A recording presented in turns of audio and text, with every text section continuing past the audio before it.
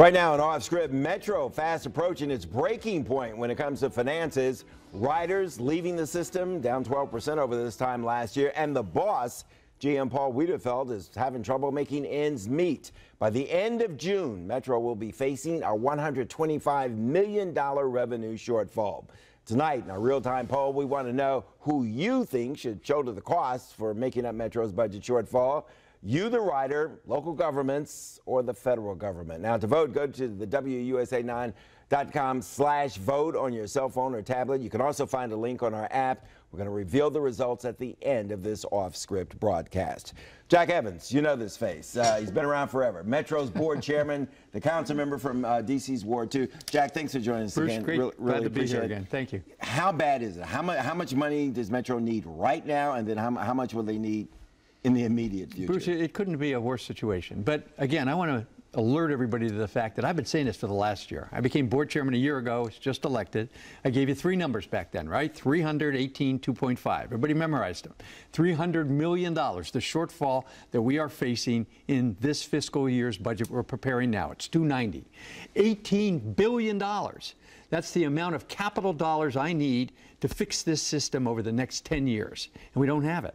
And $2.5 billion is the unfunded pension liability that is growing rapidly. We're going under. Leave the pension aside for a minute. Let me ask you about that $300 million. Now, is that something you can make up with layoffs, put off paying some bills? I mean, most people, we don't know what you're talking about. $300 million. Is that a lot of money, or is that a little bit of money for a system like that? Can you increase the fares to make that up? How do you make that up? So how we're going to deal with it is Paul Wiedefeld's plan, and I'm going to go with him on this. We're going to increase fares. We're going to reduce service. We fired 1,000 people. We're cutting costs throughout the organization. And we're going to take money, this is the worst thing we're doing, out of our capital budget, $60 million, and use it to operate the system. Which is no way to operate a system. That's the way to kill a system, okay? But we're going to do that to balance the budget fiscal year 18, the year we're going into now.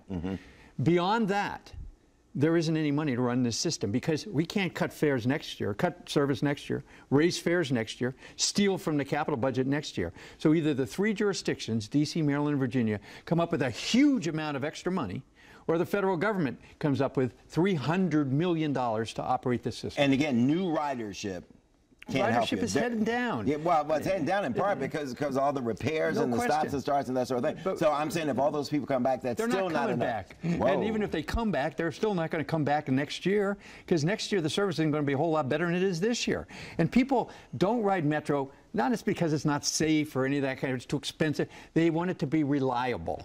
I want to get on and get off so I can get to work on time. And we are not going to be a whole lot more reliable. Like when it first opened up. I mean, it was the jewel. It was the talk of the town and the region, that sort of thing. Yeah, so, yeah, you're right, Bruce. You're right. Have you approached the Trump administration? Not yet. I'm going to be meeting with the Secretary of Transportation in the near future, as is Paul, and we will be explaining to her the dire circumstances we're in. And you're going to be explaining that we're hauling all of the federal workers in the area. 42% of the federal workforce rides our system every day. And so the federal government Half of them, you know? Okay. And so if they don't pitch in, their workforce is going to be late to work. Okay. It's simple. Okay. And what else do you have up your sleeve? Okay. You also got to go to the Congress. Okay. The president alone can't give you the money. You got to go to this Republican-dominated Congress. And what are you hearing? They are difficult. Republicans don't like public transportation. They think local jurisdictions should pay for it, not the feds.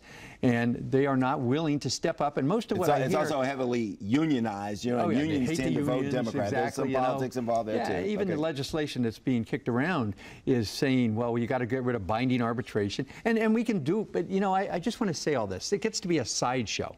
We can reduce the board to 5 experts. We can get rid of binding arbitration. We can do all those things. But if I don't get the money, I can't run the system. It's underfunded. It's underfunded. Underfunded has been since it opened. So this has been a structural defect that we have had. We are the only system. There's 5 other major systems. We're the 6th. We are the only system without a dedicated funding source. So we have to go hat in hand to Maryland, D.C., and Virginia every year. And the 3 jurisdictions are saying, I'm not going to give you any more money. And that's the problem we face right now. Paul and I, next year, when we prepare the 19 budget, are going to be short something like $400 or $500 million.